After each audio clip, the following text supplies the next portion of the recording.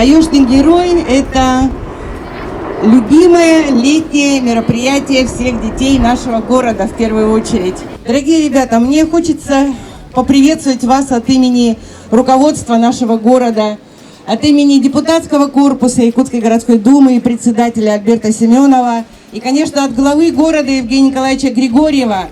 Он просил передать вам слова поздравления, напутствия, чтобы вы росли действительно настоящими патриотами нашего города, нашей республики, нашей страны.